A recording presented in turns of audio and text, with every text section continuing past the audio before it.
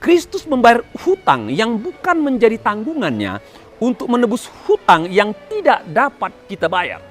Jadi apa yang dikerjakan Yesus di kayu salib pada dasarnya sebuah perbuatan untuk menebus hutang yang sebenarnya bukan tanggungannya, bukan hutangnya. Namun dengan cara itu dia bisa menebus hutang manusia di mana manusia tidak bisa membayarnya.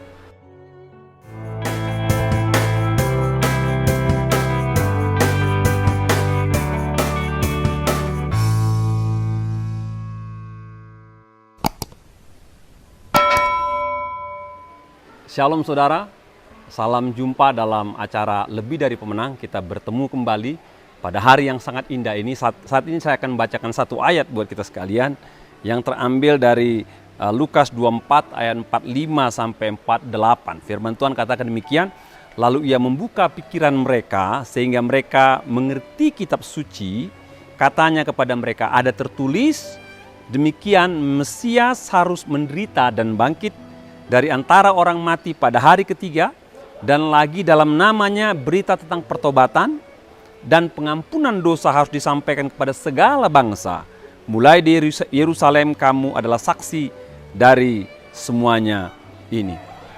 Pernahkah Anda bertanya kepada Tuhan, di mana letak keadilan Tuhan atau keadilan Allah ketika Yesus harus mati di kayu salib? Padahal dia adalah pribadi yang tidak bersalah, pribadi yang tidak berdosa, pribadi yang tidak ada cacat celah. Namun dunia memperlakukan dia dengan tidak adil, sehingga dia harus dijatuhkan hukuman mati dan tersalib. Bapak Ibu, hal ini pernah menjadi kegalauan daripada Petrus ketika Yesus mengajar para murid-murid, ya, di mana dia bernubuat, katanya anak manusia nanti akan menderita dan ditolak para imam, para ahli Taurat, para Farisi, dan ditangkap katanya.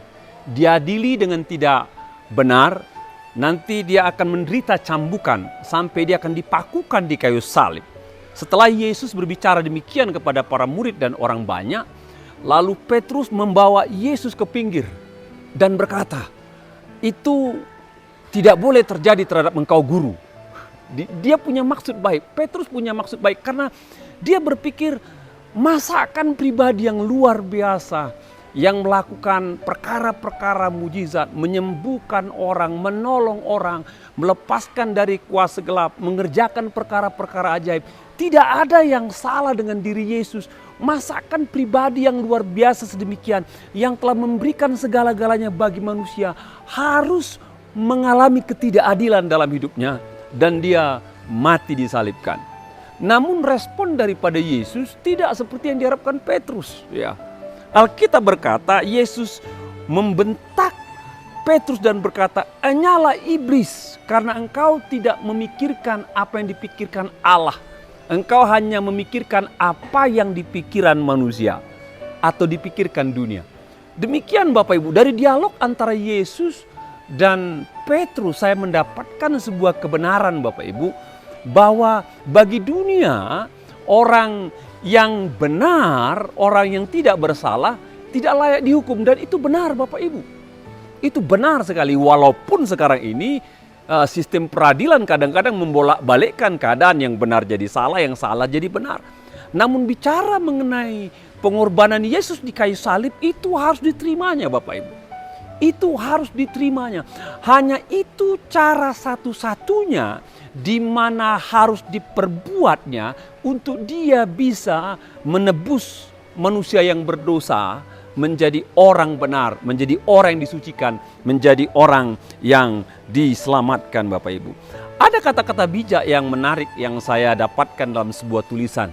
Dikatakan demikian, Kristus membayar hutang yang bukan menjadi tanggungannya untuk menebus hutang yang tidak dapat kita bayar. Jadi apa yang dikerjakan Yesus di kayu salib pada dasarnya sebuah perbuatan untuk menebus hutang yang sebenarnya bukan tanggungannya, bukan hutangnya. Namun dengan cara itu dia bisa menebus hutang manusia di mana manusia tidak bisa membayarnya. Makanya Bapak Ibu, Alkitab berkata dengan cara Tuhan membuka pikiran para murid-murid untuk bisa memahami rahasia daripada kebenaran firman Tuhan.